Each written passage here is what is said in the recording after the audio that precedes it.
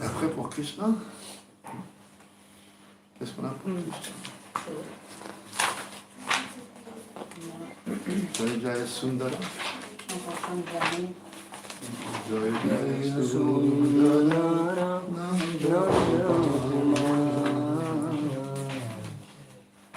Tu veux chanter? Oh, Maharaj ki jai ho.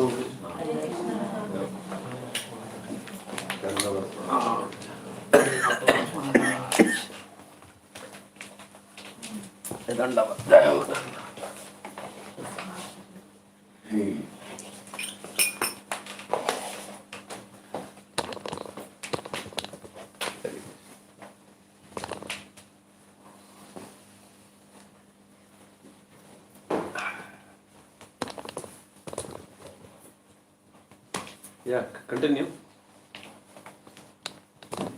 Mahamantra? Yeah, Mahamantra.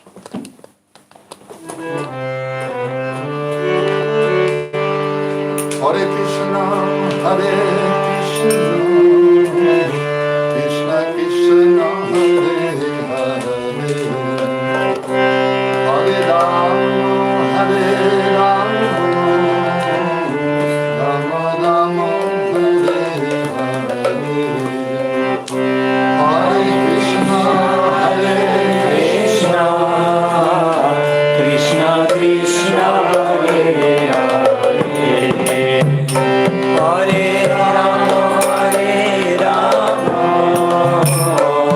Rama Rama Hare Hare, Hare Krishna, Hare Krishna, Krishna Krishna, Hare Hare, Hare Rama, Hare Rama, Rama Rama, Hare Hare.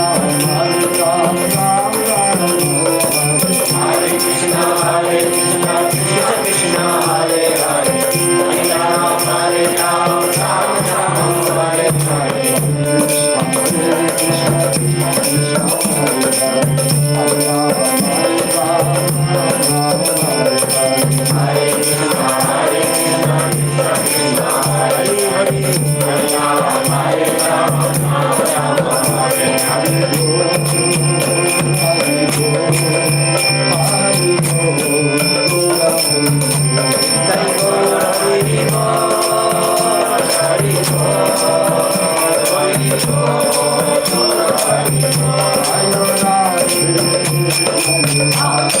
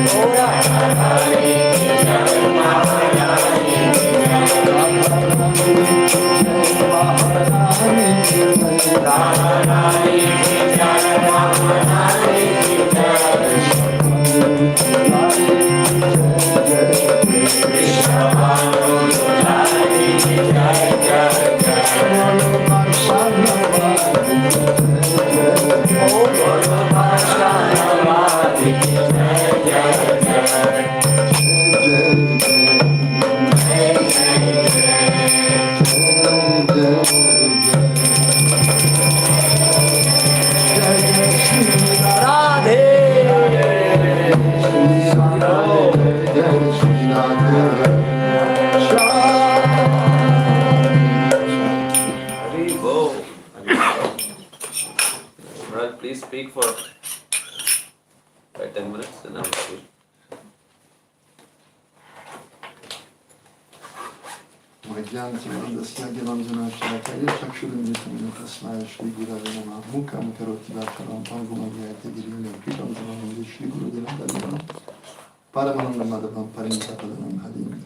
First of all, offer obeisance to the Lord, of my spiritual masters. Grazie per la persona che fa parte, la Govinda Goswami Maharaj, all Gurudesh, la Tintanara Goswami Maharaj, all the Vaishnava,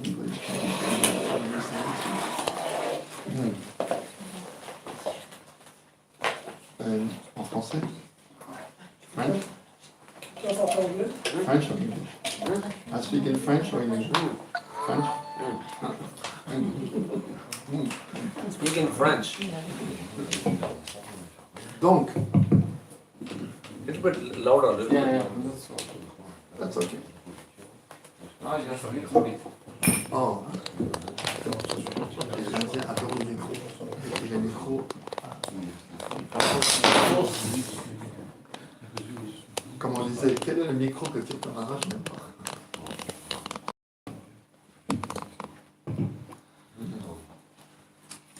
Donc, lorsque Krishna a conclu ses divertissements, un peu auparavant, il a donné ses enseignements dans la Bhaktivedhanta. Et la conclusion de ces enseignements, quelle est-elle? Salva, Dharma, Parijana, Mahavekam, Sharanam, Moksha, Ishami, Moksha. Et Shamarani, des bonnes notes à tous les sujets. bloquer l'orientation. Comment on débloque l'orientation? Parce qu'ils sont deux là. Ensuite, Krishna est retourné dans son royaume de Goloka-Vrindavan. Et après, il a regardé sur son bureau, parce que Krishna était quelqu'un de très occupé, il a dit « Ah, mais sur mon agenda, je suis supposé revenir. Juste l'âge de Kali qui vient. » L'âge de Kali a commencé il y a 3102 ans avant Jésus-Christ. Ah, moi je ne le vois pas comme ça. D'après l'astrologie. Donc il y a 5102, 103 et des poussières.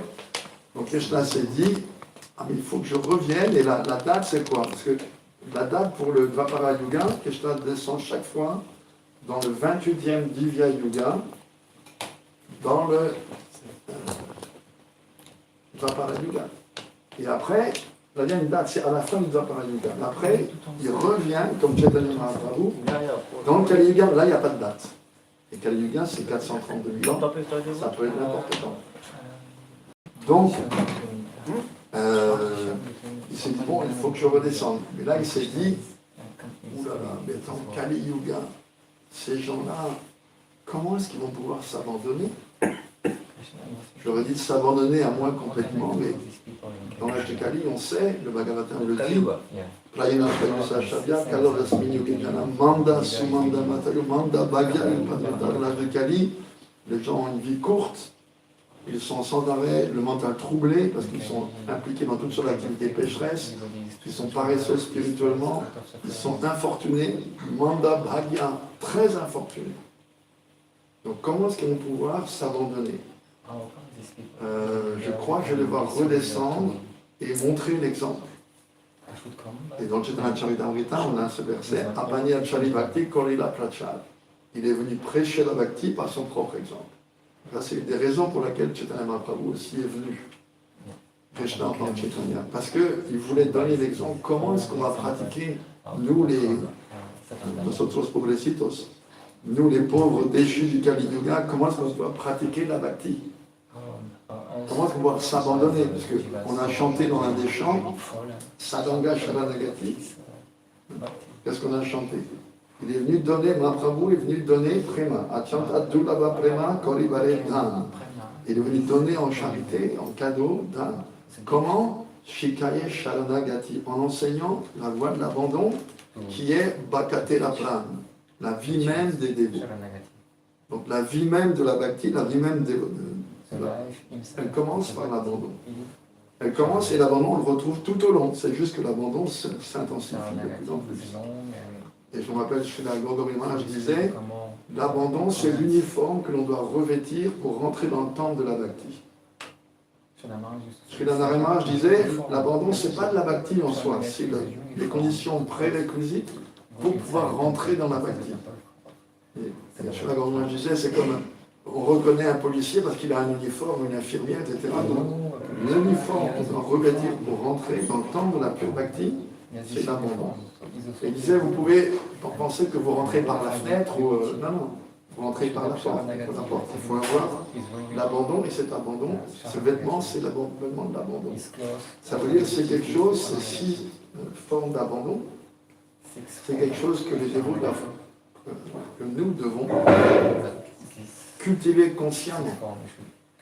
Donc dans le verset du Vishnu Puran, qui est cité d'ailleurs au début du chemin, Anukulya Sankalpa, accepter ce qui est favorable, Pratikulya Vivarjanam, rejeter ce qui est défavorable. Ces deux-là s'appellent aussi l'austérité. Parce que le mental répugne à accepter tout ce qui est favorable, ce qu'il y est attaché au contraire, et rejeter ce qui est défavorable alors qu'il y est attaché, comme une moule à son rocher, il répugne à cela. Donc on dit que ces deux s'appellent l'austérité. Mais quelque chose de curieux, c'est que le verset lui commence par accepter le favorable, rejeter le défavorable, et à la fin cite l'humilité, et Bhaktivedhanta, lui dans son chant, il commence par Dainya par l'humilité. Alors est-ce qu'il faut y voir un enseignement particulier? Parce que ce bhajan, il est riche d'enseignements. Un peu plus tard, par exemple, c'est dit Shadanga Sharanagati, Raibe Jahar, Tahara Pratanishune, Sri Nanda Kumar. Celui qui est décoré par ces 6 membres de la Bhakti, 6 branches de la Bhakti abandonnée, de Sharanagati. Alors Nanda Kumar, Krishna, en tant que Nanda Kumar de Vrindavan, il écoute ses prières. Et Srila Gautam disait, ça veut dire que si on retourne le verset, quelqu'un qui n'est pas décoré par ces 6 formes de Sharanagati, d'abandon, le Krishna de Vrindavan n'écoute pas ses prières. Alors qui les écoute? Paramatma. Alors c'est pas, comme disait je ne sais plus qui, l'Organisation internationale pour la conscience de Vishnu, le Paramatma, ou celle de Krishna, mais si on n'est pas abandonné, c'est pas Krishna qui écoute nos... Enfin, c'est pas Krishna, celui de Vrindavan. Notre but ultime, Aradhya Bhagavan Vajatatane, Mahaprabhu a résumé ces enseignements. Qu'est-ce que c'est quelle est la déité que nous adorons? Aradhya Bhagavan. Lequel? Vrajesh Tanaya, le fils du roi Dora, donc Nanda Kumar Krishna. C'est lui que nous adorons, c'est lui que nous vénérons. Et lui, si on veut qu'il écoute nos prières, on doit cultiver cet abandon. Pas seulement le cultiver, mais vraiment être décoré par les 6 formes d'abandon. Et si on les regarde une par une, c'est pas si facile que ça. Non. Dépendre complètement de Krishna. Totalement Krishna. Krishna est mon protecteur, Krishna est celui qui me maintient. Ouais, d'accord. Et si la carte ne verse pas, et le reste s'il ne tombe pas, c'est mon salaire, il ne tombe pas, ce qui me maintient. Si la vieillesse, ma pension ne devient pas qui. Alors on peut dire oui, mais c'est Krishna qui me maintient à travers ça, mais l'idée c'est avoir cette foi. Krishna me maintient, Krishna me protège. Et cette question de protection, c'est vraiment important aussi, à tel point que quand Rupa Goswami a écrit son verset qui définit la pure bhakti, Anyabilashuta Shunyam, Anyabilasita, il a mis spécialement ce petit asita. Parce que si c'est Anyabilas, servir sans aucun autre désir, il manquait quelque chose. C'est-à-dire que si quelqu'un est dans une situation de danger et il appelle Krishna à l'aide, alors ce n'est pas considéré comme étant un désir séparé de la bhakti. C'est pour ça que de la pure bhakti, il peut. Parce que justement, un des symptômes de l'abandon, c'est dépendre de Krishna. Donc, la Maharaj a expliqué quand Dushashan a voulu humilier Draupadi en public, en la dépouillant de son sari, qu'est-ce qui s'est passé? D'abord, elle a levé un bras et elle tenait son sari avec une main. Et Krishna disait, tu ne dépends pas de moi, tu dépends de moi. Après, elle a pris mon sari entre ses dents. Krishna dit, tu dépends de tes dents, tu ne dépends pas de moi. Donc finalement, elle a lâché son sari là. Aloma, Govinda. Tout de suite, Krishna est venu, il s'est incarné sous la forme du sari. Mais tant qu'elle ne s'était pas complètement abandonnée, tu dépends de tes dents, tu dépends de tes mains, tu n'as pas besoin de moi. Donc l'abandon, c'est la vie même, Bhagatera, la vie même du dévot. Donc on peut même pratiquement mesurer notre avancement selon notre abandon. Et l'abandon, il est lié à la foi, bien sûr. Et on sait que les trois adhikars, Kanishta, Madhyam et Uttam, ils sont en fonction de la foi. On est considéré Kanishta, Madhyam et Uttam en fonction du degré de foi qu'on a développé. Et les deux sont correliés, foi et abandon. Chez la Maharaj disait, et chez la Gouroudet disait, la preuve de la foi, c'est qu'on s'abandonne. Sinon, on a une foi qui est une foi de Kanishta Adhikari, nous pauvres misérables. Komala Shrada, une foi faible qui est comme un bradien qui plie. Et on veut arriver à la foi de Nishta, Sudrida Nishchori. La foi inébranlable, la foi inébranlable qui est un Nishta. Avant, la foi, elle est variable. Et là aussi, Bhaktivedhanta Thakur, il dit, si on ne fait pas attention justement à cultiver l'abandon et à se débarrasser des anarthas, alors la foi, elle ne va pas prendre sa forme de Nishta, elle va juste rester au niveau des anarthas. Il dit exactement, elle va assumer seulement la forme des anarthas. Je crois que c'est dans Tada Viveka.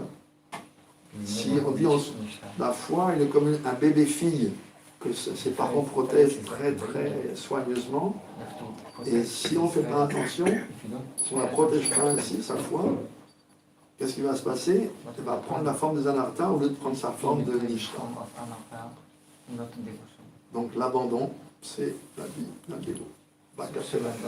Mahaprabhu a donné Prema, comment? En distribuant, en enseignant la voie de Sharanagati. Il le donne gratuitement. Ça veut dire quoi?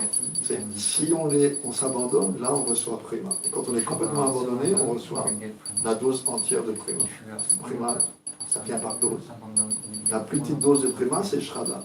L'unité la plus petite de Prema, c'est Shraddha. Après, ça s'épaissit, Nishta, Uchi, Asakti, finalement, Prema. C'est la même substance, mais au début, c'est juste une petite goutte. Shraddha. Et tout est basé sur l'abandon.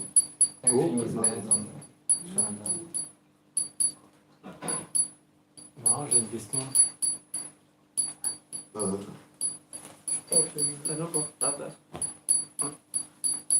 Tu disais, tant qu'on n'est pas complètement abandonné, donc les prières, ça va pas à Krishna Vrindavan, ça va à Vishnu Paramatma. Oui. Est-ce que c'est la même chose, j'imagine, pour quand on offre la nourriture, par exemple? J'ai jamais entendu la personne parler à ce niveau-là. Mais j'imagine aussi. Parce que Paramatma, c'est celui qui est en charge de nous dans le monde matériel. Krishna, lui, deal seulement, Radha Krishna, seulement avec la pure dévotion. Donc, abandon total, c'est synonyme de pure dévotion. Donc, eux, ils traitent seulement avec les purs dévots. En dessous de ça, c'est c'est Krishna toujours. Mais c'est pas Krishna en tant que le joueur de flûte, le fils de Nanda, c'est Krishna en tant que Paramatma, qui est dans le cœur de tous les êtres, qui est même neutre. On dit même qu'il rappelle même aux gens leur désir de la vie d'avant. Il est complètement neutre. C'est juste pour les dévots qu'il est plus neutre. Pour les dévots, il les guide. Mais les autres, il est complètement neutre. Vous avez des désirs matériels, il faut vous en faire vous rappeler. Sans Paramatma, on ne peut rien faire. On ne peut même pas lever un bras sans Paramatma. C'est pas Krishna, c'est pas notre réveil qui nous réveille le matin, c'est Paramatma qui nous sort de tamas. Si Paramatma ne nous sortait pas, on ne pourrait pas sortir de l'ignorance. Donc on dépend complètement de Paramatma. C'est lui qui traite avec nous dans ce monde matériel. Donc peut-être que, comme tu dis, si on n'est pas complètement abandonné, c'est peut-être pas Krishna, Vrindavan. D'ailleurs, Prabhupada le dit bien, tant qu'on n'est pas... On a beau adorer les murtis de Radha Krishna, tant qu'on n'est pas un pur dévot, l'adoration, elle va jusqu'à Lakshmi Narayana. C'est pour ça qu'on adore les murtis dans les temples avec opulence. Y compris Mahaprabhu, on l'adore avec opulence. Pas avec juste un chada, prise de pente. On adore Radha Krishna, mais tant qu'on n'est pas un pur dévot, notre adoration va jusqu'à eux en tant que Lakshmi Narayana, pas eux en tant que Radha Krishna. Moi, je sais que je ne suis pas complètement abandonnée, je le sais. Mais quand j'adore Radha et Krishna, pour moi, je ne peux pas penser que c'est Paramatma quand je prie. Non, c'est pas supposé penser, tu es supposé méditer sur Radha Krishna. Et je sais que c'est eux qui écoutent. Oui, mais on dit qu'ils écoutent en tant que Lakshmi Narayana, c'est pas décrit ça dans le Bhagavatam. Je crois que c'est la portée du 6e chant. Et chez la Gourmet, c'est la même chose. C'est décourageant pour la Bhakti, pour la Non, dévotion. on adore, mais eux, ils ne traitent qu'avec la pure dévotion. Tant qu'on n'est pas un pur dévot, c'est eux, parce que Lakshmi Narayana, c'est qui? C'est Radha Krishna, mais sous une autre forme. Ils ne sont pas attirants pour moi. Ils sont pas assez. Ils ne sont pas attirants pour moi, ils ne m'attirent pas. On n'est pas attiré par eux, on adore Radha Krishna, mais notre adoration, elle monte. Elle est acceptée par eux en tant que Lakshmi. Donc on passe par Mahaprabhu et le maître spirituel. Donc eux, ils n'en font pas. De toute façon.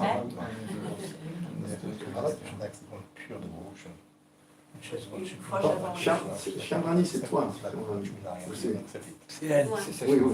Ex-Shamakun, oui, non, j'étais pas sûr. Des fois, je pense que c'est elle qui est Shamrani. Non, c'est Mahalakshmi. Mahalakshmi. Une fois, j'ai entendu que, justement, nous, on n'a pas de niveau, mais comme on passe par notre maître spirituel, lui, comme il a le niveau, il l'offre à Radha Krishna. Oui. Donc, du coup, notre offrande est acceptée par la grâce du maître spirituel. Ce qui est expliqué, c'est que notre adoration, elle est acceptée à notre niveau.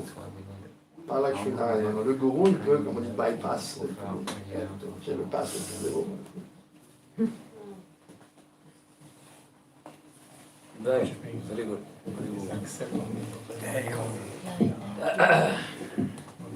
Some controversial statement.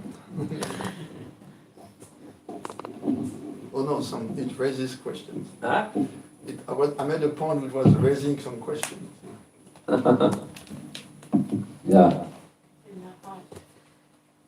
Devotees here, very nice. Listening, daytime, evening time, trying to learn, ask so many questions. Hopefully trying to follow also.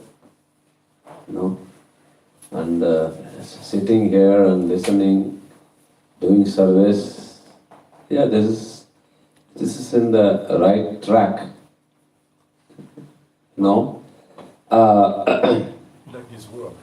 What we need is realization. Maharaj et les dévots ici sont vraiment super. Ils viennent, ils écoutent, ils veulent apprendre, ils posent des questions, ils veulent vraiment comprendre et apprendre. On espère qu'ils mettent aussi également en pratique, mais ils font du service, ils sont très enthousiastes. Il dit, la question c'est, il nous manque la réalisation. Ce qu'il faut, c'est la réalisation de cette connaissance. So what is this realization? It's very simple. Like for example, like the day I came here, if you remember, I was talking about croissant. Then Maharaji took me to a shop, biological, agriculture biological shop. What was that? DB shop, something like that. AB shop, AB. Then vegan croissant he bought for himself and myself.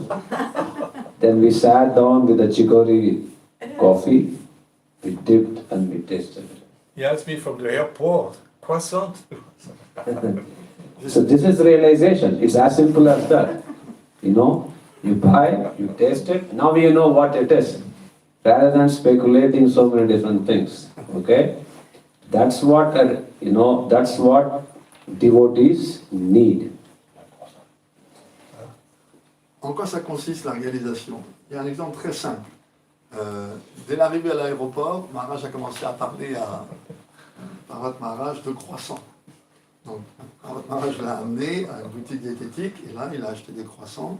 Ils sont fait une chicorée bien chaude et ils ont trempé les croissants. Et ils ont... Voilà, ça, c'est la réalisation. Pas spéculer, le croissant dans la chicorée, dans la bouche. Ah, c'est ça un croissant. Avant, on entend... En fait, c'est ça qui nous manque, c'est la réalisation. Quelque chose de très, très, très pratique. So for that, what is needed? Like Maharaji was discussing, first is to have, to surrender to Shri Guru and to have faith in what he says. Donc comment est-ce que ça marche, cette réalisation? Ça commence par s'abandonner à un maître spirituel authentique et avoir foi dans ses paroles, dans ses enseignements. For example, somebody said, or somewhere I saw that croissant is very good, it's French breakfast. So I believed the words. Then I developed a desire that, okay, now I want to taste it. But if I didn't believe, I just, debated, argued, why not, why this, why that, like this and that. So then there is no chance for me to, taste it. Because mind is blocking it, the whole thing. The first thing is to surrender to Shri Guru, and whatever he says, we have faith. Maharaj, revenons à son exemple de croissant, j'ai entendu dire qu'en France, le petit déjeuner classique, c'était des croissants. Donc j'ai accepté, un croissant intéressant, donc j'ai développé le désir en France de manger des croissants. Et j'ai pu manger des croissants. Mais si j'avais été de nature argumentative en disant oui, mais croissant, mais vraiment, c'est ça, c'est quoi vraiment, ils mangent ça le matin j'aurais pas développé le désir. S'il n'y avait pas eu cette foi, j'aurais pas développé le désir, je n'aurais pas pu avoir la réalisation. Donc, tout commence par l'abandon au maître spirituel. Et l'abandon, ça signifie, entre autres, accepter les paroles du maître spirituel avec foi.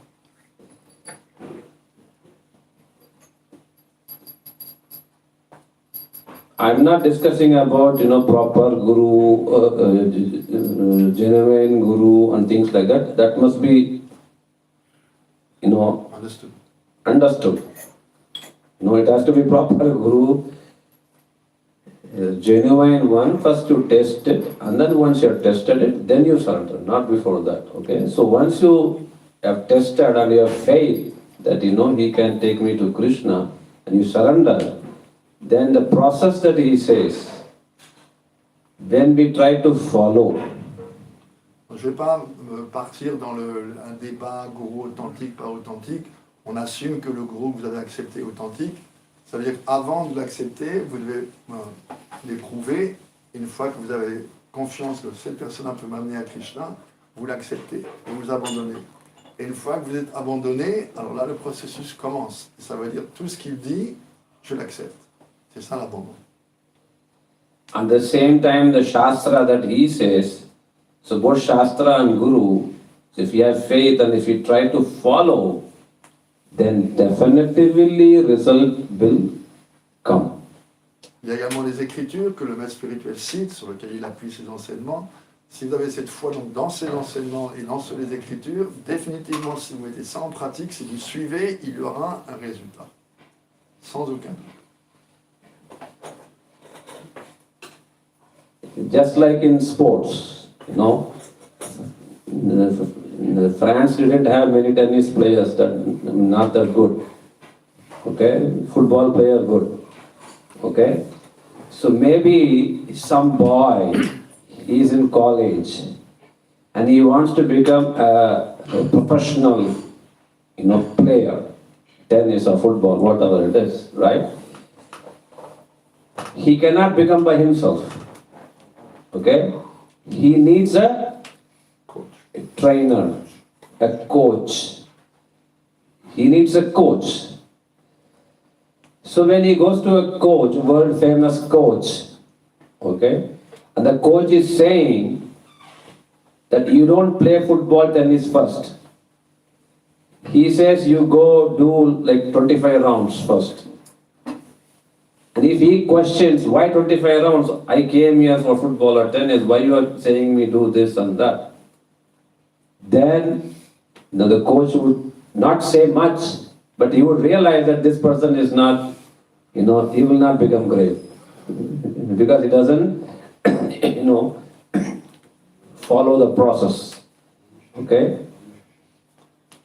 Prenons les sports par exemple. Ici en France, vous n'êtes pas très bon pour le tennis, pour le foot, vous êtes doué. Imaginons qu'il y a un garçon, il fait ses études et il dit je veux devenir un professionnel, que ce soit tennis ou foot. Alors, il a besoin, par lui-même, il ne peut pas apprendre. Il faut qu'il ait un entraîneur, un coach.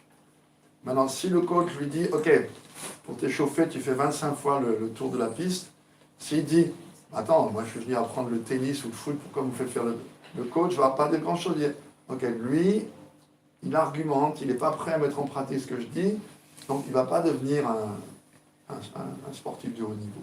Tout de suite, il va voir. So then, if that person follows that coach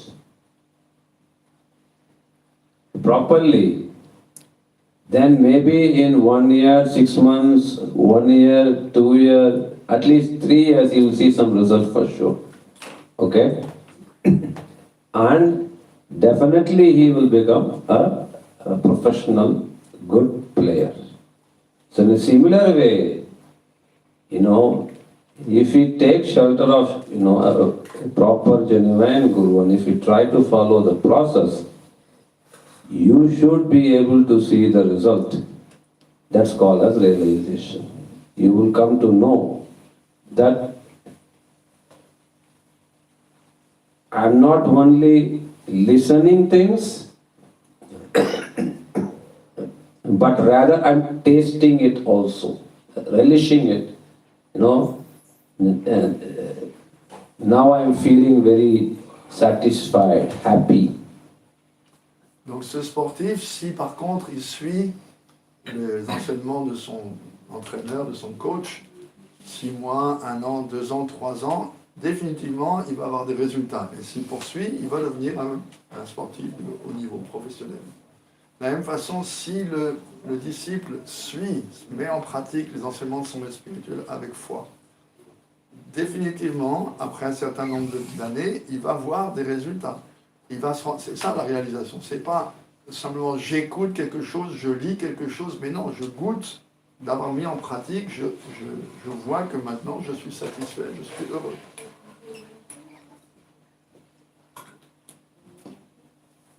If this is not,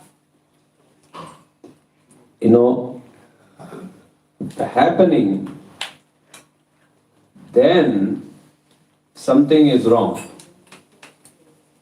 Maybe we are not following the proper process, or maybe we don't have much faith, or we have faith, we are following, but we are not fully following. We are also mixing something. Maybe that's why the result we are not getting it. Okay? So we have to figure that out and try to fully follow what Guru Vaishnavas have said. Then the results will come. That's where the Sharanagati comes. Maharaj was discussing about Sharanagati. one has to first of all surrender to Guru fully. Then that kind of surrender can happen for Krishna later on. Okay? So, by this kind of surrender to Guru and Vaishnavas, then Shri Krishna will listen. Not before that. Donc si on met en pratique ces enseignements du maître spirituel avec foi pendant un certain nombre de temps et on voit qu'il n'y a pas de résultat, alors là il y a un problème. Soit ça veut dire qu'on ne suit pas correctement, ou alors on suit mais notre foi n'est pas très forte. Ou bien on suit, on a de la foi mais on mélange le processus avec d'autres choses. Et donc on n'a pas le résultat donné. Par contre, si quelqu'un suit en s'abandonnant, alors il va avoir le résultat. Et l'abandon, il commence par le maître spirituel. Tout ce que le maître spirituel dit, on le met en pratique avec foi. Et ensuite, graduellement, on va pouvoir reporter ça sur Krishna avec le temps. D'abord, l'abandon, c'est envers le Guru. Après, il va être à Krishna. So with this kind of surrender, Shri Krishna will look back and he will see. But if we don't have this kind of surrender, then, like Maharaj said, Krishna may not be listening, but only Paramatma, Krishna in the form of Paramatma, or deities in the form of Lakshmi Narayan, they may be listening. Not Shri Krishna. But more and more we surrender to Shri Guru and his words, more and more Krishna will start to manifest. So then, even though like Maharaj said, deity worship is Lakshmi Narayan and others, but still by the power of your bhakti and complete surrender to Shri Guru and Krishna, you will slowly start to feel Shri Krishna. By mood, by bhav, you will try to feel Shri Krishna. So this way, one can start some realizations. Donc Maharaj insiste sur cet abandon au maître spirituel. Si Krishna voit qu'on est abandonné à son pur dévot, au maître spirituel, alors il va commencer à écouter. Donc si on pratique, mais sans abandon complet, Krishna peut ne pas écouter, ne pas faire attention à nous. Mais, comme on disait tout à l'heure, il va écouter sous la forme de Paramatma, où l'adoration va arriver, bien qu'on adore à la Krishna, va aller seulement à Lakshmi Narayan. Maintenant, quand Krishna voit que l'abandon se renforce, se concrétise, on s'efforce de s'abandonner totalement à son maître spirituel, alors par la force de cet abandon, cette bhakti empreinte d'abandon, alors Krishna, graduellement, va commencer à écouter, à prêter attention, et on va pouvoir réaliser, Maharaj dit, on va pouvoir sentir au niveau intérieur la présence de Krishna, où on va pouvoir réaliser Krishna, c'est ça qu'on appelle la réalisation, graduellement, en fonction de l'abandon. We are chanting Gopal mantra. We are chanting Kam Gayatri mantra. Then we are chanting this Maha mantra, right? By this, one definitively develops a relationship with Radha and Krishna. Okay? And those who have chanted this for some time, there is no way they're going to see Lakshmi Narayan. There is no way. Okay? Slowly we are surrendering to Shri Guru, and whatever mantras he has given, we are chanting, and by this, a relationship develops through Guru for Shri Radha and Krishna. And once that relationship develops, more it develops, wherever you go, and whatever you see, even if you see Lakshmi and Narayan, still you will only remember Shri Radha and Krishna. That's the power of the mantra and the holy name that we chant. Okay? Donc on récite le Gopal mantra, on récite le Kam Gayatri mantra, on récite le Maha mantra, et on s'efforce de s'abandonner de plus en plus à notre sommet spirituel. Ces mantras, lorsqu'on les chante, ils établissent une relation avec Radha Krishna. En fonction de notre abandon, plus on s'abandonne, plus on concrétise la relation, et plus il n'est pas question qu'on va voir Lakshmi Narayan, à quelque niveau que ce soit. La relation est avec Radha Krishna. Et en grandissant dans notre bhakti, partout où on va aller, même si on voit une motif de Lakshmi Narayan, on va se souvenir de Radha Krishna. Parce que ces mantras, c'est ça leur pouvoir. Mantra donné par un maître spirituel, par la force du gourou, par la force du mantra qu'il nous a donné, on va développer notre relation avec Radha Krishna, parce que ces mantras créent une relation avec eux, ou manifestent la relation avec eux, établissent une relation. So, and that's why during Mangalarati or even Bhogarati or even Sandhyarati, Bhaktivedhanta Thakur he has written, or Paramgurudev he has written beautiful kirtan, so that through those kirtan, by mind one can connect with Radha and Krishna. Though in a deity form, like Maharaj said, there may be Lakshmi Narayan and other things, they may be. But through these kirtan, one can try to connect with Radha and Krishna. But who can connect? Like I said, those who are chanted and develop strong relationship with Guru, Vaishnavas, and will develop slowly for Radha and Krishna. For them, they cannot think anything else than Radha and Krishna. Par exemple, c'est pour ça qu'on a des bhajans merveilleux qu'ont composé nos maîtres spirituels, Bhaktivedhanta Thakur, Bhaktivedhanta Maharaj pour Mangalarti, pour Bhogarati, pour Sandhyarati. Et si on s'absorbe ainsi en chantant, en fonction de notre abandon, graduellement, on va pouvoir évoquer notre relation avec Radha Krishna. Même si, quelle que soit la forme des murtis, quel que soit notre niveau, ces mantras, ils sont dirigés. Alors, qui va pouvoir réaliser ça? Ceux, justement, qui s'absorbent avec abandon dans le service du maître spirituel et de Krishna. So this depends. So this will take some time to develop the relationship. Okay? So we are chanting Maha Mantra, we are chanting Gopal Mantra, we are serving Guru, we are listening to him, we are serving him. So, quicker the disturbance is removed, like Maharaj said, Anartha Nivritti. So, quicker the disturbances get removed, quicker one can come to this stage. Okay? So, some fortunate souls, maybe just within 5 years they may start to realize, things quickly. For some 10, for some 15, for some 20, 30, 40, it depends, it varies, and it depends. But we shouldn't be disheartened. The process is genuine, bona fide. Guru Parampara is bona fide. We are also bona fide, okay, we are trying our best, If we fix the goal, then we will definitively get some realization. Donc c'est un processus graduel. Ça prend un certain temps, Maharaj dit.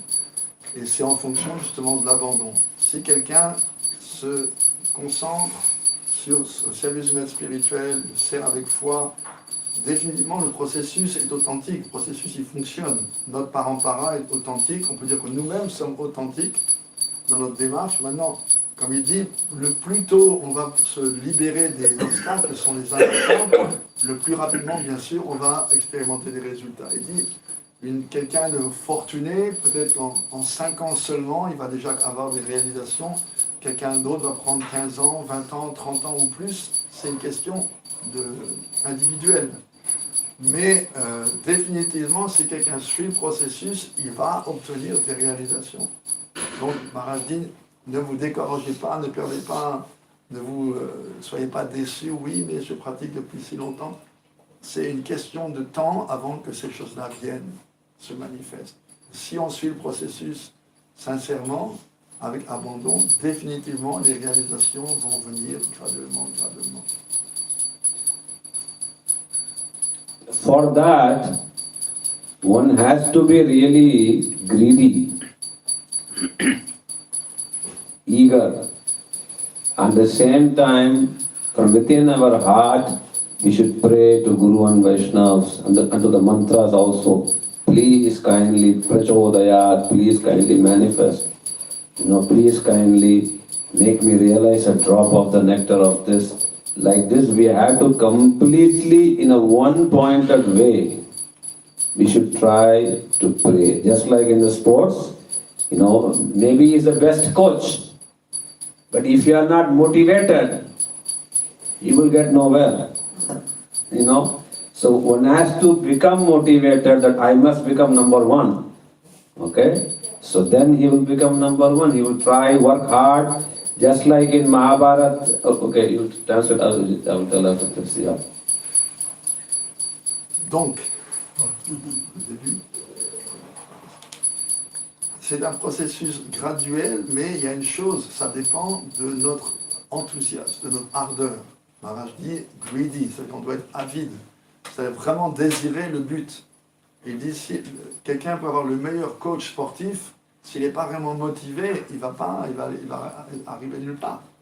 Donc si on doit se motiver, se décider, oui, je vais faire des efforts, je veux être le numéro 1 pendant les sports, par exemple, je veux arriver premier dans la compétition. Et si quelqu'un ainsi se motive, c'est toute une question de motivation. Si la motivation est là, on va arriver. Donc il faut se prendre par la main et essayer constamment de se motiver pour pouvoir développer cet enthousiasme, cette ardeur. Sans ardeur, sans greed, sans avidité, ça va prendre beaucoup plus de temps. Oui, et aussi prier, donc, non seulement pratiquer, mais également prier au niveau spirituel, prier Krishna, prier les mantras même, dans les mantras et le Gayatri. Dans le Gayatri, on dit prachodaya, s'il vous plaît, révélez-vous, révélez-moi une goutte de ce nectar qui est là dans ce que vous apportez. In Mahabharata, there is this beautiful story. Dronacharya, the guru of the Kauravas and Pandavas, Bhishma Dev gave, 100 children of Dhritarashtra and 5 children of Pandavas to Dronacharya and told him to teach them, the different, lessons, arts. So Dronacharya, he took them all. So he tried to teach them like many different things. And, one among that subject was, the art of fighting, the bow. Okay? So, he tried to teach them all, but not everybody was interested in that. Okay? And they were also not qualified also. For example, he tried to test them first. Who has taste in which thing? So he lined up all the children first. Then he told,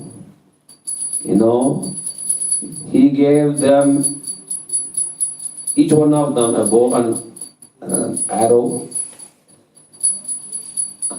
And he said, do you see the tree? Yeah.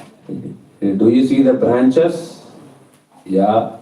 Do you see the bird? No. They go. Like this, most of the children, they were distracted. They didn't know what to focus on, you know. Maybe only 2-3 people, they said, yes, I see the bird. Okay? So then he asked, what do you see in the bird? So they said, I see the whole bird. You know? Still, Dronacharya said, go away, no need. But when, you know, Arjuna, he came, then he asked, do you see the tree? No. Do you see the branch? No. Do you see the fruits? No. Do you see the bird? Yes. What do you see in the bird? Yes, only its eye. He said, shoot. Then immediately he shoots. And then, you know, it just pinpoints. So from that he knew that he is qualified to learn this art. Still, qualification doesn't mean anything unless you practice. So Dronacharya, he taught him, okay? He also taught rest of them little bit, but he taught him in special way, meaning, you know, when the class is finished, you know, he would call him, give him special lessons, okay? So then one night, Dronacharya, he woke up for some reason.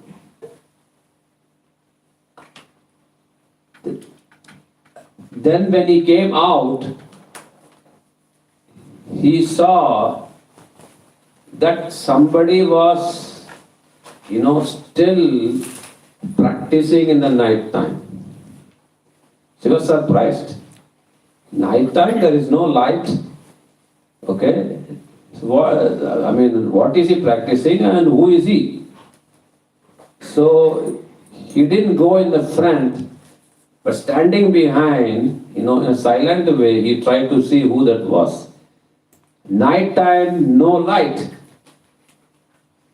Still, you know, Arjuna was trying to master, you know, to kill a subject without seeing. Okay? Was practicing, relentlessly was practicing the whole night. See, Dronacharya was very much pleased, so pleased. It's not like, you know, your class is finished and then you just go and now it's time for, you know, fun time and you just don't. There it showed. He didn't become number one just like that. No, he practiced, he did. So in a similar fashion, and so he was pleased by that. Then he told, you know, then next day he called him and he said, don't you sleep? So then, you know, he said to his guru, I don't want to sleep, you know, till I become the best, you know, this archer in the world. So Dronacharya was very much pleased with that. He said, okay, I will make you number one. Because he saw a qualification in him and also he saw how he's practicing to become one. So in a similar way, you know, we should become, you know, greedy and we should practice and pray for it. That, oh, Gurudev and Vaishnavas, please give me some mercy so that, you know, I can realize the power of this Mahamantra, I can realize the beauty of Radha and Krishna.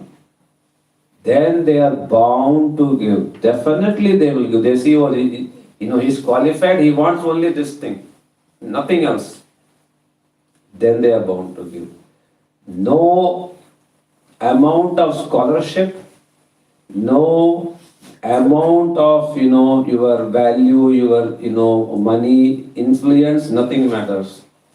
This thing matters. You know, if we are greedy, if we want only that thing, nothing else, and we keep on, you know, praying to Guru and Radha Krishna, one day they are bound to give that realization. There is no other way. You know, we have to, you know,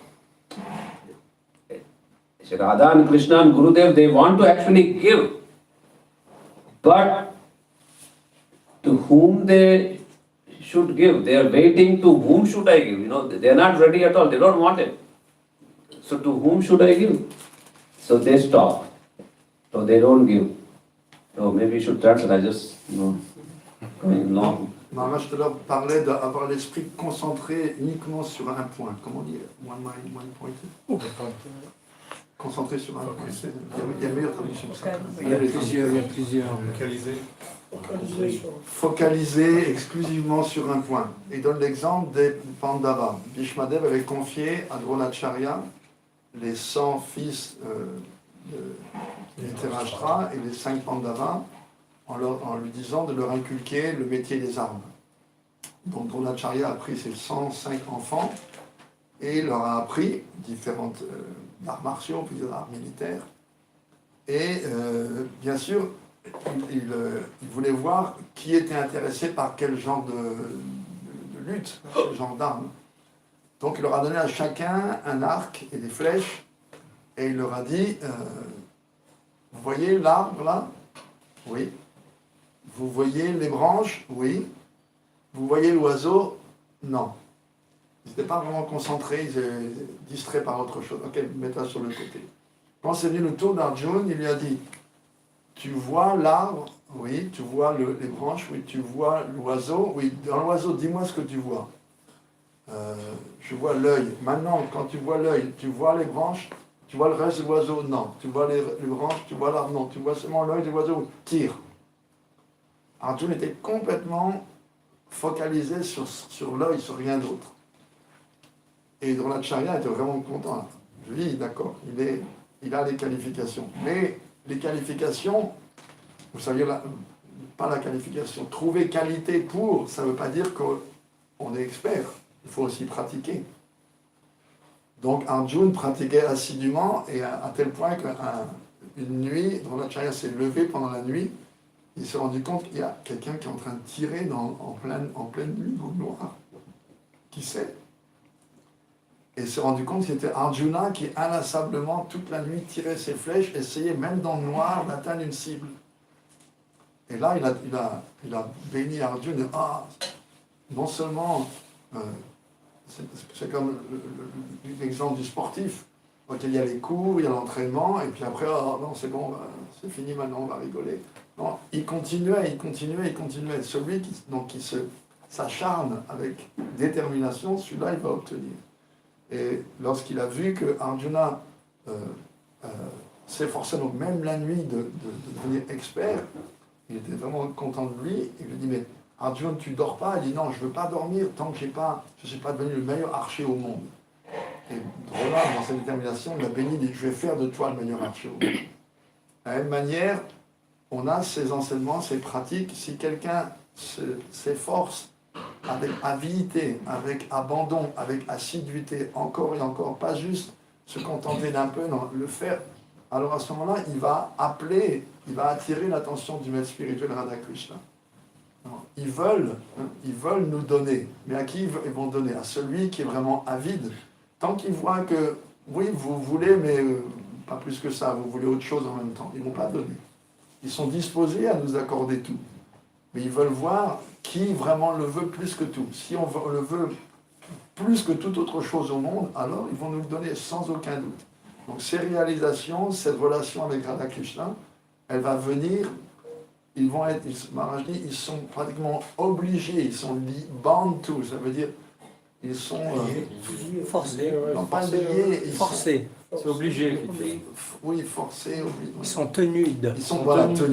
Ils sont tenus de nous révéler.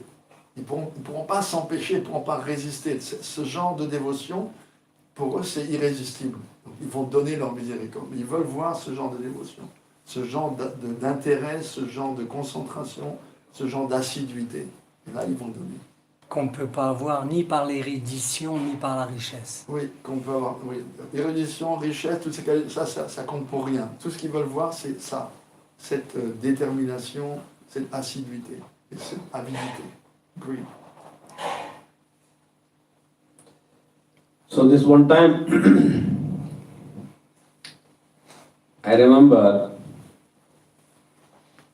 I was with Gurudev in Govardhan, and from there he came to Mathura for Radhashtami day to celebrate. And during the class, in the morning time, he said spontaneously that, Radhaji and Krishna, they are standing.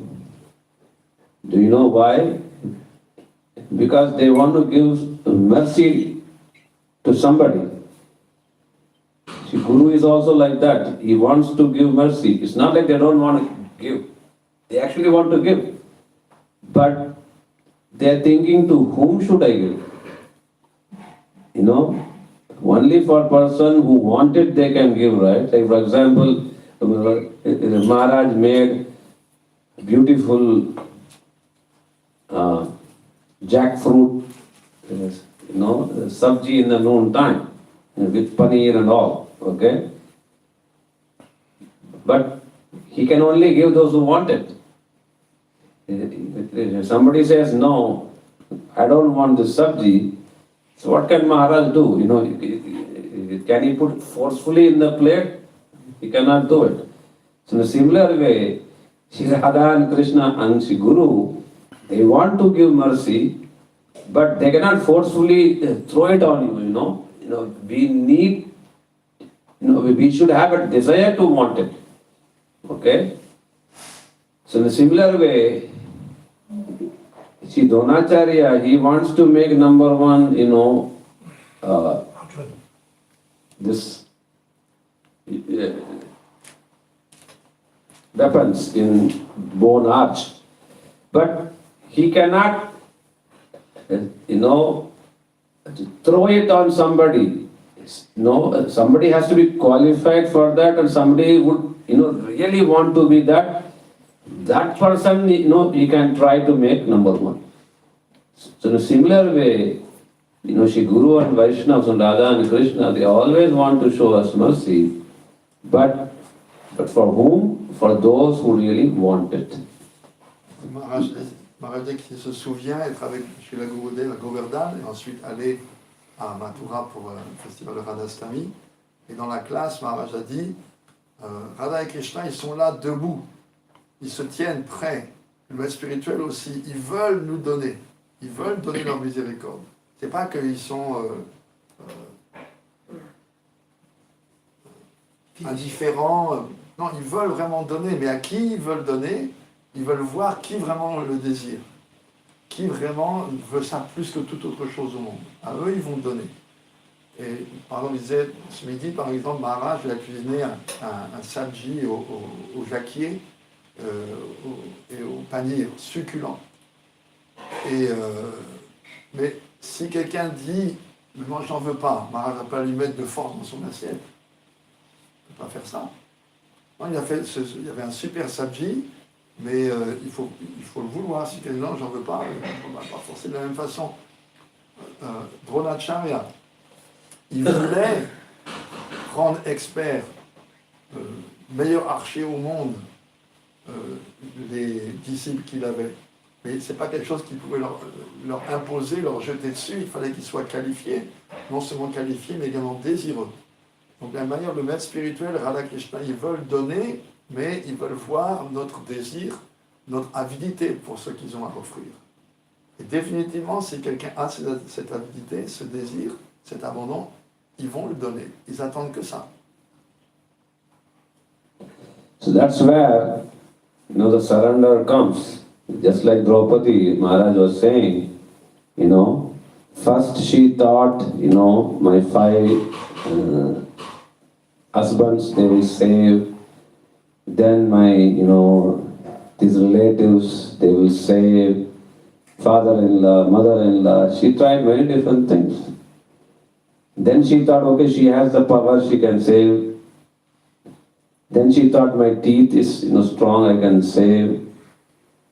But then finally when she realized that nothing can save me, she surrendered to Shri Krishna. And she, complete surrender and depending upon him, she called him. Immediately Krishna came. But why didn't he come before? didn't he come before? Donc, c'est là que rentre en jeu l'abandon dont on parlait tout à l'heure. On donne l'exemple de Draupadi, lorsqu'elle a été donc traînée, humiliée dans l'assemblée.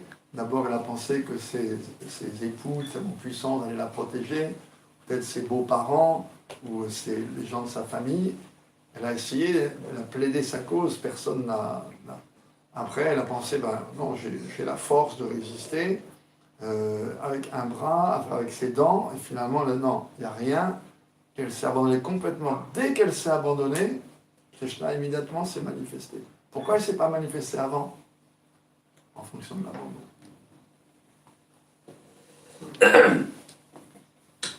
So that's the dilemma of Shri Krishna. You know, though he wants to help, but if we are not ready, then what he can do? You know? C'est le dilemme auquel est confronté Krishna. Il veut nous donner, mais si on n'est pas prêt, qu'est-ce qu'il peut faire? Il veut donner, définitivement. Il va donner seulement à ceux qui sont prêts. C'est son dilemme. Hein. Il veut, mais il ne peut pas donner s'il n'y a pas la réceptivité. So that's why we have, you know, all these things, sadhu sangha, katha, mahaprasad, mantra, then, you know, this mahamantra chanting, ekadashi, all of this, you know, is followed only to make us prepared, you know, to want His mercy. C'est pour ça qu'on a en fait toutes ces choses qu'on suit, la sadhana, la pratique du Mahamantra, Ekadashi, toutes ces choses. En fait, c'est seulement pour nous préparer à être désireux et avides de recevoir. C'est le point de toutes ces activités. Just like, for example, many don't feel, hunger, and you are not taking prasadam 1 time, 2 times, 3 times, then what do? You take something, you drink something, so that your this appetite will grow. Okay, maybe lemonade or something like that. Okay. So in a similar fashion, all of this thing that we are doing is only to increase our, appetite to receive the mercy of Guru and Shri Radha and Krishna. Beg for that. And by that mercy one can get the realization. Nothing, no other way. Si quelqu'un, par exemple, n'a pas faim, alors il saute un repas, le deuxième, le troisième, il n'a toujours pas faim. Alors il y a des trucs. Par exemple, prendre de la limonade, ça va ouvrir l'appétit.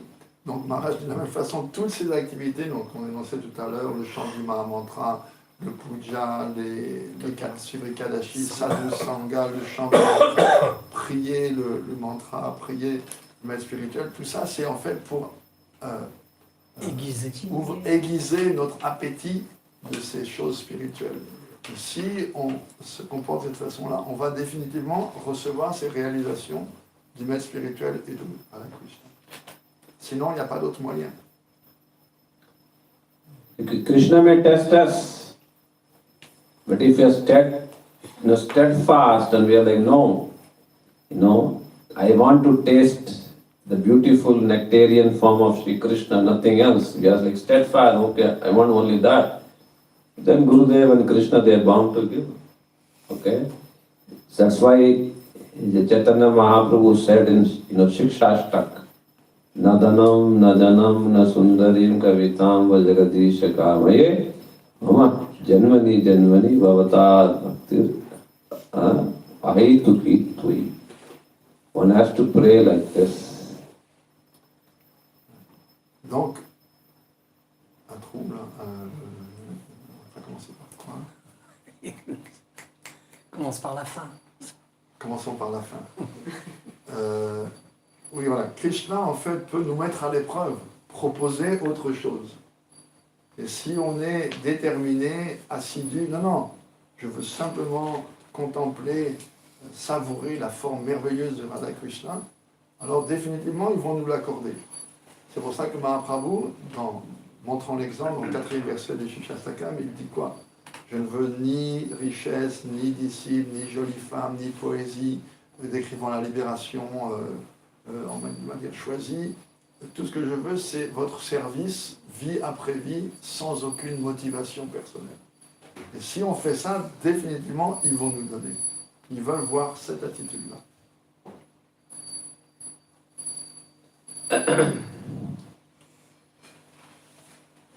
So like this, we have to pray like Chaitanya Mahaprabhu taught us, no, I want only that.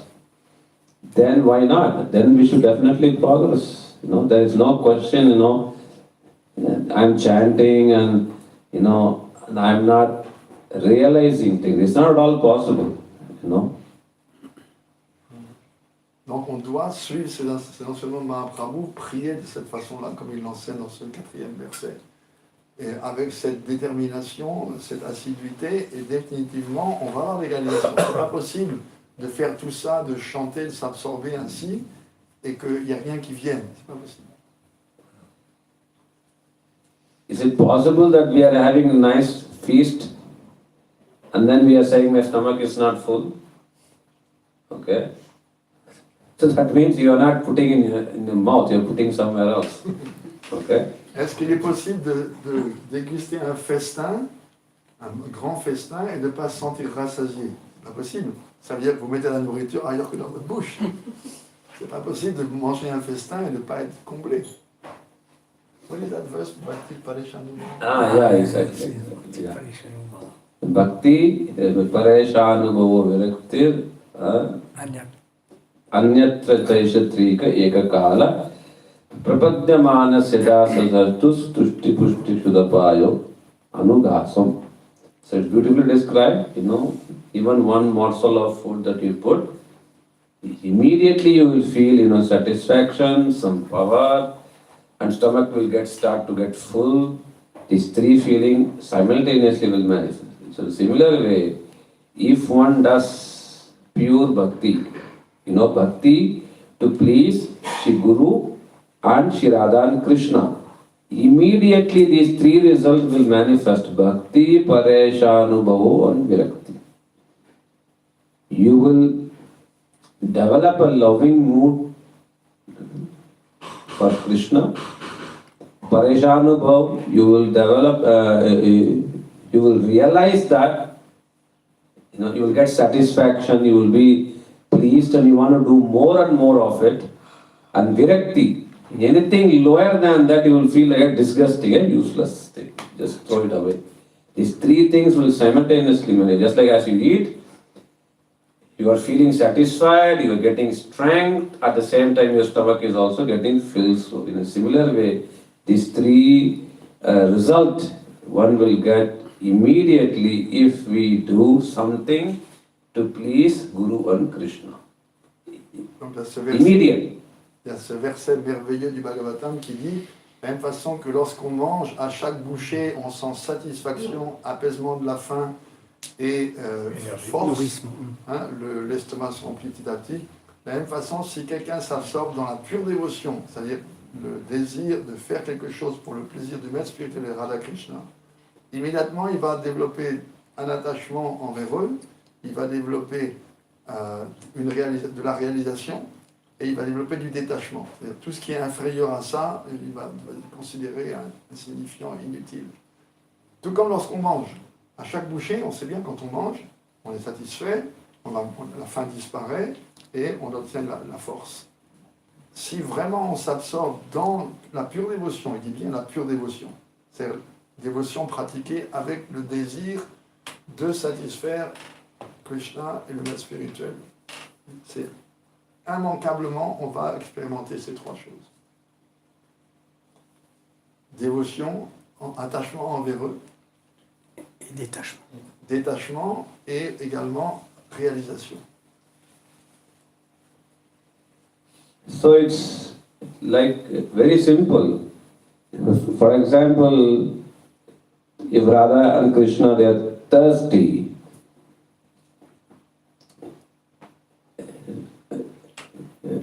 say for example you are trying to give some beautiful water for them, or maybe that's far away. Let's think about Guru and Vaishnava. They're feeling thirsty, and for their pleasure, you're trying to give them beautiful water.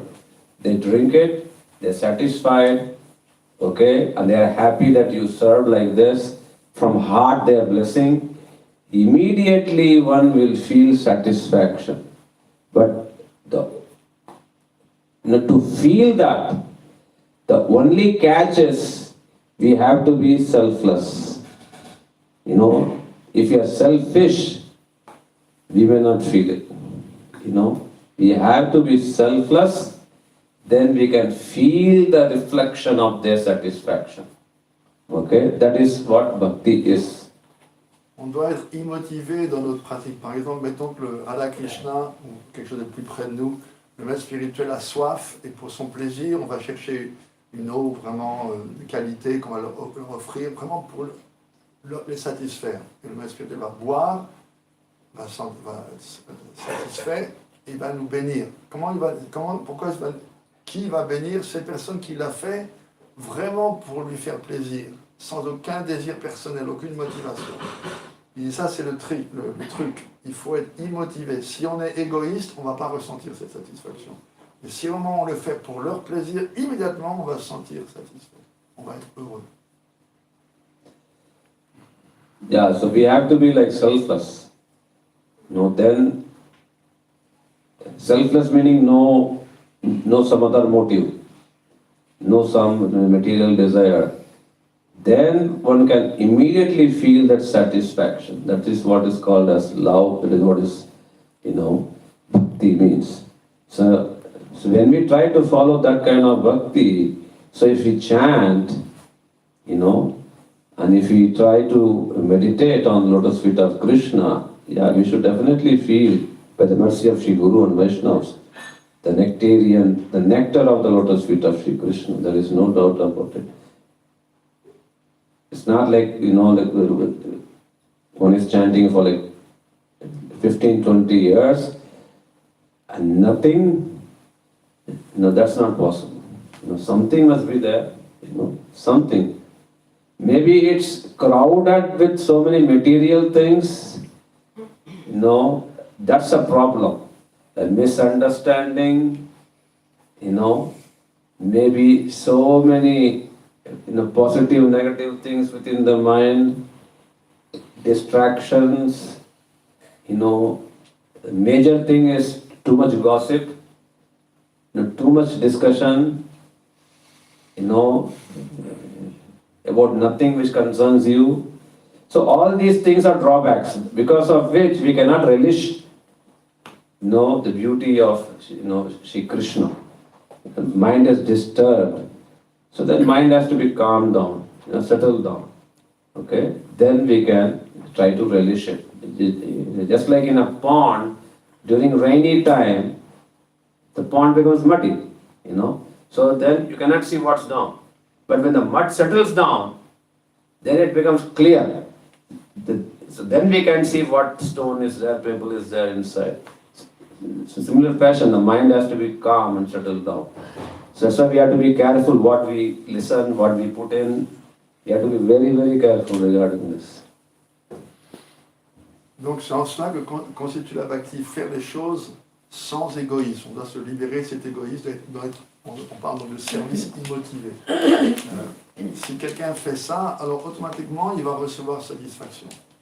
Le problème c'est que c'est justement se libérer de tous ces obstacles. La première chose qui vient à l'esprit, c'est le bavardage, s'entretenir de sujets qui n'ont rien à voir avec nous, qui ne nous concernent pas vraiment. Tout ça peut être, on va ressentir quelque chose, ça peut être entouré de toutes sortes de choses, de désirs matériels, de choses. Et ça, c'est à nous de nous débarrasser graduellement de tout ça, faire attention à ce qu'on laisse rentrer. Il dit par exemple, pendant la saison des pluies, toutes les mares, elles sont boueuses, on ne voit pas le fond. Dès que la saison des pluies s'arrête, que la boue donc retombe, on va pouvoir voir tout ce qu'il y a dans la mare, la profondeur, les cailloux, etc. Donc c'est à nous vraiment de faire cet effort, de nous concentrer sur notre pratique en écartant tout ce qui est indésirable, tout ce qui n'a... Tous ces anartas, des choses qu'on appelle, qui sont indésirables. Donc c'est vraiment, on va vraiment faire attention. Qu'est-ce qu'on permet de rentrer, à quoi on donne la permission de rentrer dans notre mental? Il faut calmer le mental en ne le laissant pas s'absorber dans toutes sortes de choses matérielles. Parce que ça fait comme des voiles, comme des drawbacks, non, drawbacks, c'est des choses qui te maintiennent en arrière. Notamment des choses qui te gardent en arrière. Des attaches. Ouais, des attaches qui te... Choses qui te retiennent. Ouais, drawbacks. Des lestes. Tire vers Ouais, l'arrière. c'est qui tire en arrière. Le mot en anglais, c'est ça. Qui tire en arrière. Qui te retiennent, voilà. Des choses qui te retiennent, qui t'empêchent d'avancer. Okay, I think we can stop here. Alors, je dis qu'on va s'en tenir à là. Maybe you can ponder these things and you can meditate on the message of Sri Gurudev, who Chaitanya Mahaprabhu is, why he came, what he came to give, and you can meditate on what we discussed today morning time about different pastime of Sri Gurudev and his moods and different things, and you can meditate on this. How we can get a realization, mercy of Sri Guru. Donc on doit méditer sur ces choses-là, digérer ce qu'on a entendu, tout ce qu'on a parlé pendant ce matin, divertissement de Sri Maharaj, et essayer de cultiver donc ce désir intense de s'absorber de façon immotivée dans le service du maître spirituel de Radha Krishna. Et les réalisations vont venir de cette façon-là.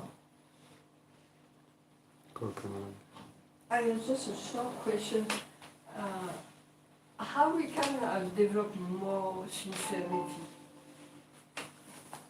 How to develop more sincerity? Huh? How can you develop more sincerity? Good question. Bonne question, merci de l'avoir. By giving up all material desires. En abandonnant tous nos désirs matériels. Okay, that makes sense. Krishna says the same thing in Gita also, in the second chapter. Prajahati yada kaman sarvan partha manogatan.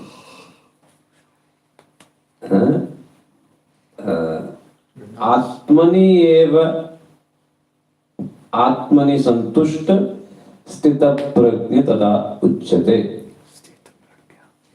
So in Gita, Krishna he explained who stita prajna is, who is one pointer or who is sincere. One pointer means sincere, And before also he says, before this shloka also he says, Vyavasayatmika buddhi ekaiha kurunandana. One whose mind is fixed on the goal, he is one pointer. But those who have desires, material desires, bahushaka, they are distracted, So sincerity means you know what the goal is, you know what price you have to pay to reach that goal, and you are ready and willing to pay that price, and you don't want anything else. That's what sincerity means. We are ready to die for it. Krishna dit dans la Bhagavad Gita, il décrit, après la question d'Arjuna, qu'est-ce que c'est quelqu'un qui a l'esprit fixé, qui est établi. Il est celui dont le mental ne dévie pas, qui est pointé uniquement sur un but. Il dit par contre, ceux dont l'esprit se perd dans différents buts, il ne peut pas s'absorber vraiment. Il dit, la sincérité, ça veut dire, je sais quel est le but, je sais quel est le prix à payer, et je suis prêt à payer le prix et je veux rien d'autre. Je ne laisse pas mon mental m'embarquer ici ou là. Ça, c'est la sincérité, avoir l'esprit complètement fixé. Donc, abandonner volontairement toutes ces attaches, tous ces désirs matériels. One main reason why we don't get realization is because we are not sincere. Why we are not sincere? Because we have so many material desires. There is no other reason. Une raison pour laquelle on n'a pas de réalisation, c'est qu'on n'est pas sincère. Pourquoi est-ce qu'on n'est pas sincère? Parce qu'on a trop de désirs matériels. Il n'y a pas d'autre raison. Trop d'attaches auxquelles on se... You mean too many attachments that we cling to. A distraction of too many different things. You know, this thing, you know, this same thing, you know, materially also, you know, same logic. Like you want to become number one in sports or in politics, but if you're distracted, you know, taking drugs or you're doing this and that, you know, there is no way you're going to become number one. You know, you have to be one-pointed, you have to give up all distractions. So in a similar way, you know, if you want to get the mercy of Shri Guru and Krishna, one has to be dedicated, sincere, one-pointed, then one can get it. But if you are distracted, many different things, you know, and if you are confused also by many different versions we hear, then we are lost, you know. Like the donkey and that two-man story that we heard. Now we are listening so many different things, we are confused. Then we will never get the goal, you know. Yeah. Donc c'est une question de en fait, discipliner son mental, ne pas le permettre de s'absorber dans toutes sortes de choses indésirables. Des fois il y a de la confusion, on entend, ce matin on parlait de cet homme qui, avec l'âne, est-ce que vous êtes sur le dos de l'âne, vous devez porter, il ne savait plus. Alors, j'ai pas entendu, mais je pense que c'est la même histoire, c'est ça. Regardez ce type-là sur son âne, et à la fin il porte l'âne, tellement il est dans la confusion. Je sais pas, je pense que c'est la même, j'étais pas là ce matin, mais C'est la même histoire. il abandonne l'âne, d'accord. Avec les voleurs, parce qu'il y a plusieurs histoires. Il y en a une, pourquoi est-ce qu'il est sur l'âne, il n'a pas honte, et finalement il porte l'âne parce qu'il ne sait plus quoi faire. Donc l'idée c'est de ne pas permettre à son mental de partir dans tous les sens, de se laisser absorber par toutes sortes de choses inutiles, et de prier intensément la miséricorde du maître spirituel, de s'absorber le plus sincèrement possible. Celui qui est vraiment l'esprit fixé, celui-là, c'est une preuve de sincérité, qui ne se laisse pas embrouiller par toutes sortes de choses. Il y a plein de désirs matériels. Le problème, c'est ça, c'est les désirs matériels auxquels qu'on permet de nous agiter le mental. Et c'est une question d'agitation du mental, donc il faut calmer le mental.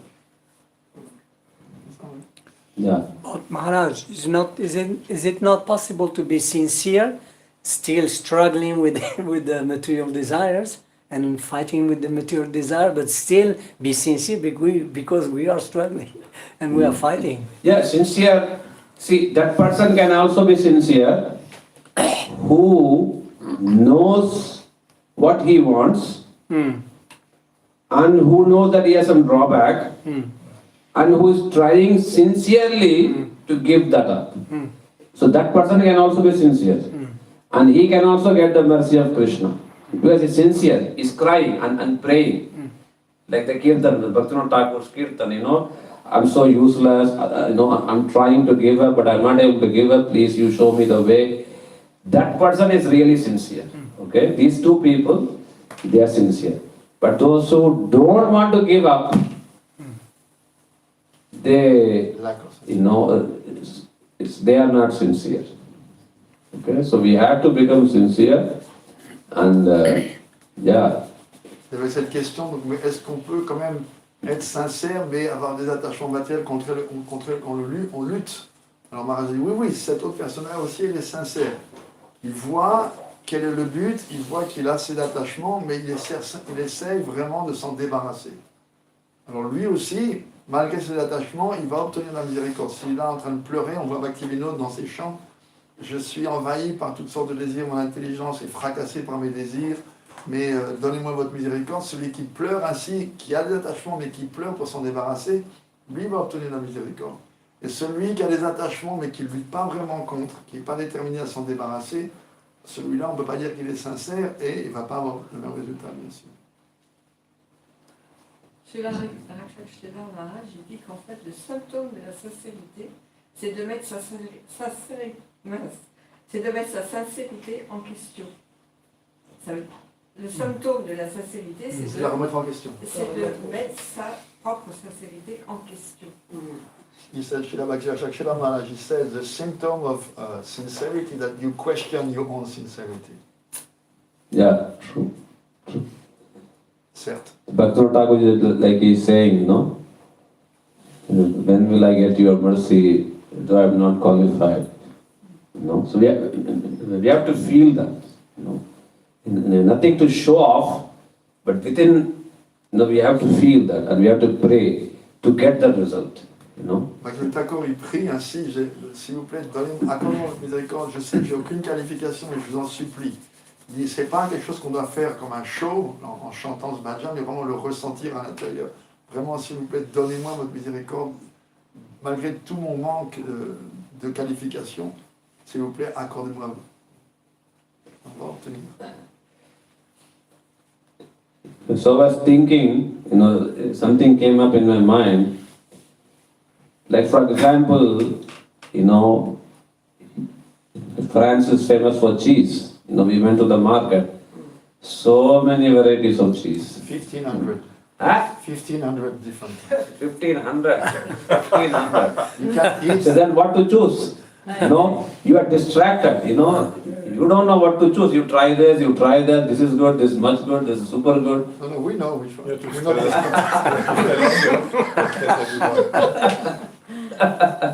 So, one who knows is one pointer. He goes, he takes, that's it. But one who is not one pointer is like, oh, maybe this, oh, maybe that, maybe that, maybe that. Distracted.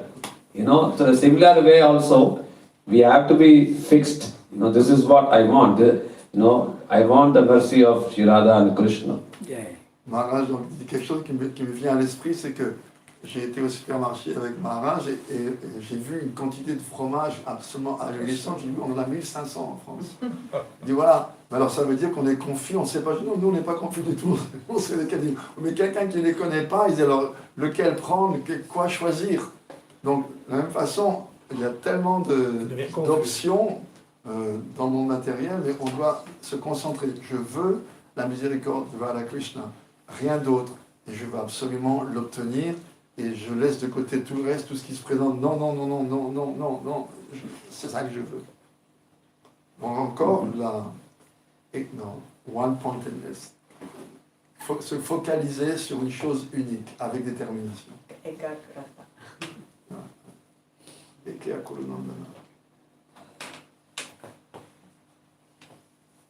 Mostly we can see that our mind is restless. The reason why it is restless is we have not tasted the nectar of the service to Radha and Krishna. We have not tasted it. But by the mercy of Shri Guru, we serve Shri Guru, and by the mercy of Shri Guru, we taste just a tiny drop of it even, Then mind is fixed.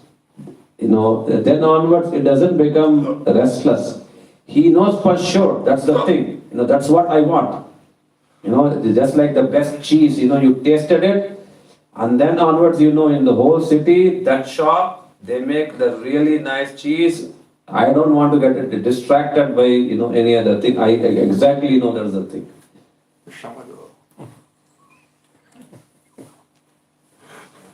Donc Maharaj dit, le problème, c'est qu'on a le mental fébrile, le mental qui n'est pas fixe, qui est agité. Pourquoi est-ce qu'il est agité? Parce qu'on n'a pas goûté, vraiment, on n'a pas savouré le nectar des pieds paris de lotus de Radha Krishna.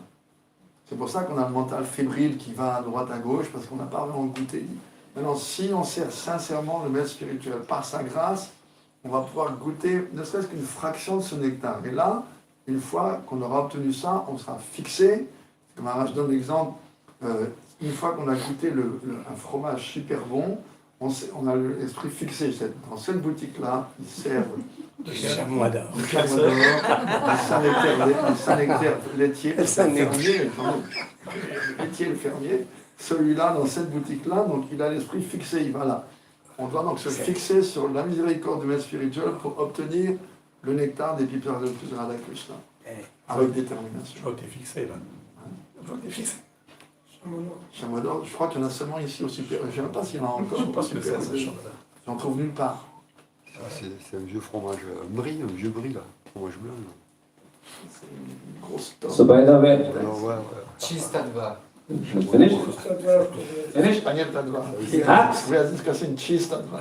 Yeah. That's what I want to ask. Which place has the best cheese in France? Panier is best. He knows. Huh? He knows. Huh? He knows. So here in Ariège, oh, they have so many wonderful cheese. What is this called as? Ariège, this is the Panclone. Ariège. It's the state. Ariel. State, Ariège. Ariège. The best is paneer. Huh? Paneer. They have some really special. Yeah. Which place? Limu or here, Maple? No, here. Oh, here. They're from, Yeah, well, actually, they're not from here. They're from the mountain. mountains. Oh, they're best, huh? Good. Well, you go any supermarket, they will give you like hundreds of cheese. And then usually, in France, we say if there's not 4 or 5 kind of cheese on the plate, then it's least. missing. So no, that's traditional in France. Where is the cheese? If you invited, where is the cheese? And cheese means one big plate with 4, 5, 6 different kinds, and you test them. That's like French tradition. But frankly, Maharaj is tamasic. Huh? Cheese is tamasic. This is the mood of Tamasic. He said he should say that cheese is tamagun. Why? No, but Why? comme ça, No, Why? it's in Krishna like cheese. Ah, oui. not this time, not this time. Oh, Maharaj said Krishna like. Not this time. No, it's Sadvik, it's Sadvagun, Ah. but then in Sattva you have Sattva Raja, Sattva Tamas, Sattva Sattva. Il y a les trois. C'est Sadvik, mais il y a les trois divisions. Évidemment, tu prends du bleu ou du. Like I was reading, I was reading about this news, about the France, strike and everything. So there they said, the Prime Minister Charles de Gaulle, he famously said that, in France there are like 250 types of cheese. How can we rule France? Oh, yes. Something like that. So many different types of cheese, meaning so many different types of people. It's very difficult to rule France. Maharaj a entendu, il voit que c'est la chienlit pour l'instant en France, et il te rappelle avoir entendu Charles de Gaulle disant que on a tellement de sortes de fromages en France, c'est qu'on a autant de sortes de fromages que de gens que de fromages, donc comment gouverner un pays comme la France? Il y a trop de sortes de fromages. Because maybe they cannot come to a conclusion, So it's very difficult to come to a conclusion in France, Yes, that's true. Yeah. Actually, even Julius Caesar, Huh? the Roman emperor, conquered France because they could not unite against a common enemy. Yes. So all the different tribes were independent, and when they united, it was too late. Yeah. So we have to be one point. What French people are missing is discipline. Discipline. Yeah, that's typical. We are considered most undisciplined people. Like India. Almost more undisciplined than the Indians. Indians are also so undisciplined. Almost. Any reform in India is so difficult to achieve. Yeah, I know. Confirmé. India, they have lost all discipline and everything. Now only maybe sadhus, yogis are disciplined. Rest of the people are like useless. That's because, from childhood you have to train. Gurukul system is lost, then the discipline is lost. Now nobody wants to chastise, nobody wants to do any discipline. Everybody is sensitive, restless. Now it's very difficult even to do something. Discipline is Germany. Huh? Germany is very disciplined. Ceux qui vous manquent à vous les Français, c'est la discipline. There's a difference between discipline and being mechanical, you know. In Germany or Japan, they seem like machine, you know. Yeah. They don't seem like human. No, they are like machine. Left, right, yes, no. Comme des vidéos. We used to say in ISKCON, if you have one German temple commander in France, the whole temple runs very nice. Now, if you have two Germans, for us it's too much. It becomes too much like the army, with too much undiscipline. But one German temple commander, everything. Systematic. Good to know. Un commandant de temple allemand, ça marchait quand on avait ça, c'était marché. So, Deux Allemands, ça commence à... one French commander, no discipline, huh? No. Very C'est deep. pour ça que dans les Too much cheese. You come to my house in Limoux, in the fridge there is 1, 2, 3, 4, 5 cheese. 5 cheese. Il y a de la présure. Hein? Sans présure. Sans plaisir. Maharaj also treating me with like two or three different types of cheese. Yes. I don't agree with Maharaj because he says that his cheese is better than my cheese. Good. Lord Premanande Hari. Nice. I really liked here so many beautiful, nice devotees in Katha. It was like great, you know. You must come back. Oh, Merci. Yeah. Voila. Voilà. And what is goodbye? Bon, au revoir. Huh? Au revoir. I don't know. Au It's revoir. difficult. Bonjour. Bonjour. And bye-bye is au revoir. Huh? Au revoir. Means see you again. Okay, see you again. Ogogwa. Ah! Au revoir. Ogogwa. Au revoir. Come back next year. We can applause, huh? Can come twice a year. Huh? Please come twice a year. Twice a year. Okay, good. I will try. Too much responsibility, so I will have to think. Maybe, yeah. Let's see later on. Okay. In Delhi, madam? Huh? You stay in Yeah, Delhi. Yeah. Taking care of Gurudev's, so many mutts, parikramas, and festivals, so many different things. So, squeezing my time a little bit. Because Gurudev told me I just, starting to come in the West since 2 years. So slowly I came here first time. So let's see what Gurudev desires till whatever time, till the world is, the way it's going. Let's see what will happen. Whatever he desires, okay? Maharaj a beaucoup de responsabilités à Delhi, organiser toutes sortes de programmes pour Gurudev, Parikram, etc. Il est venu ici pour la première fois, il apprécie vraiment les dévots, le sérieux, l'avidité d'apprendre, les bonnes questions, etc. Donc, voyons comment ça va se passer, qu'est-ce qui se passe dans le monde maintenant, comment se dérouler les événements, mais oui,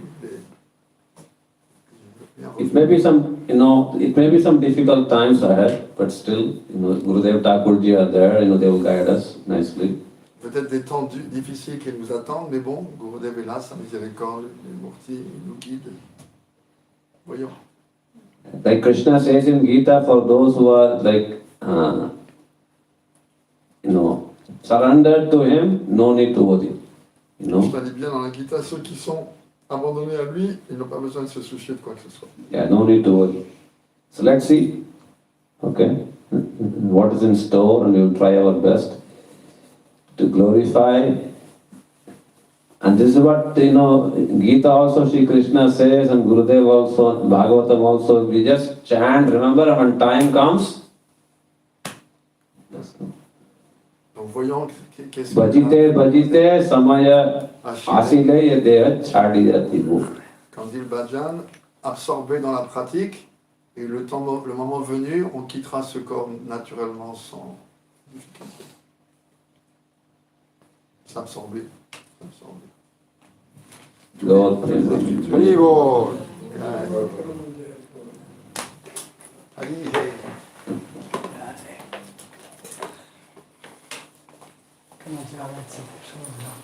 Sripad Bhaktivedhanta, Padmanabh Maharaj ki Jai ho! Maharaj Bienvenue is not Oh, French. this is welcome, yeah. Bienvenue, welcome. Bienvenue is welcome. Bienvenue. Bienvenue. Bienvenue. Bienvenue. The bienvenue.